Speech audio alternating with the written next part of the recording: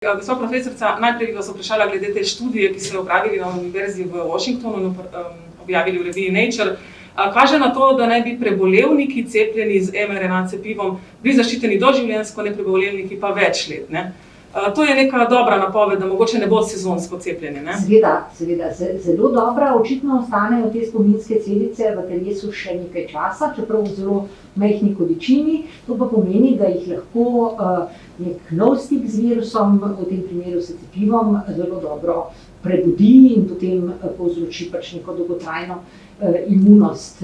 Podobno se pričakuje po poživitvenem odmerku cepljenja, ki bi sledil temu osnovnemu cepljenju z recimo 2 odmerki. Seveda je to manj jasno, to koliko časa ostanejo te spominske celice po cepljenju je manj znano, se pa raziskuje.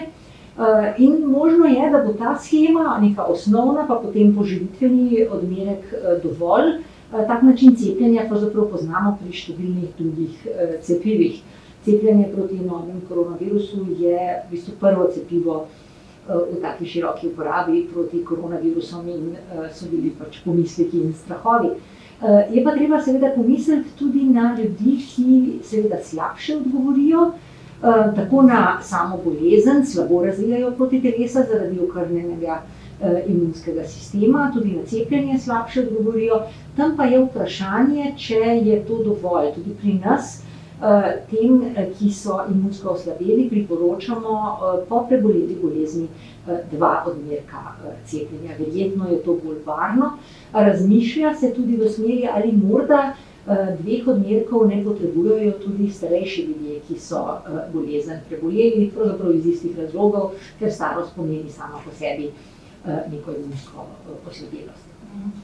Zdaj je ključna visoka precepljenost tudi zato, da ne nastajajo neke nove variante, ne? In da ostanemo v bistvu pri teh, ki jih poznamo in ki jih cepiva v bistvu zaščitijo, ne? Ja. Torej, manj virusa kroži, manjša je verjetnost, da bodo nastajale nove variante, prav gotovo.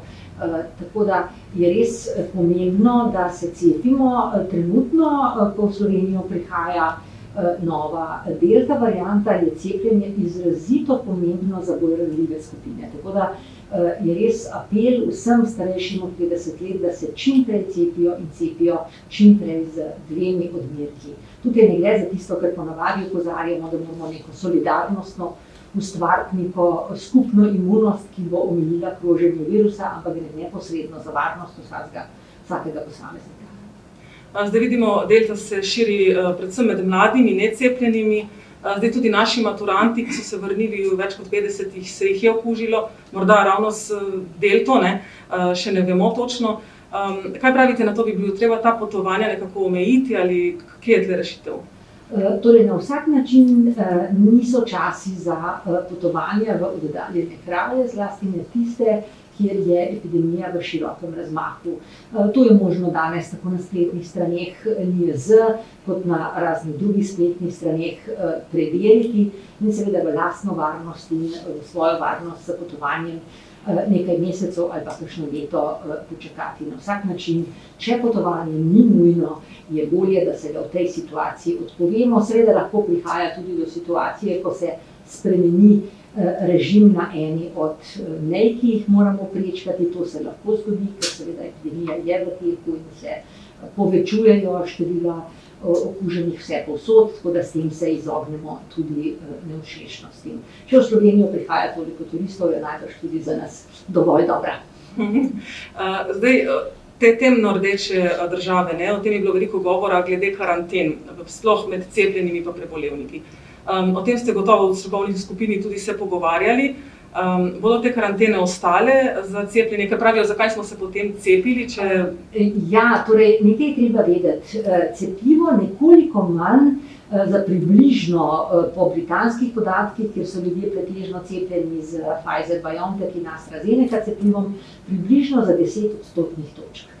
To seveda še vedno pomeni, da je cepljenje zaščitno, ker bistveno boljše, se pravi z manjšo razliko proti prejšnjim variantam virusa, pa pomaga cepljenje pri preprečevanju hude bolezni. Ampak ker seveda obstaja možnost, da se okužimo, kljub temu, da smo cepljeni, in če smo v nekem okolju, ker je virusa zelo veliko, pa tudi veliko teh variant, ki si jih v Sloveniji ne želimo ali pa si želimo, da bi prišle čim kasneje, ko bomo v večji meri cepljeni, je bil seveda razmislek v tej smeri, da se tudi za cepljenje prehod meje omeji oziroma zavaruje pravzaprav ostale prebivalce Slovenije z karanteno, v katero bi morali ti potniki. Taka je ureditev v številnih drugih evropskih državah, no pri nas je nekako odločitev, da ostanemo pri tem, da je karantena potrebna samo za tiste, ki niso cepljeni ali niso preboleli. Bi pa seveda ob tem opozorila, da naj ljudje bodo vendarle pozorni, če se vračajo iz takih držav.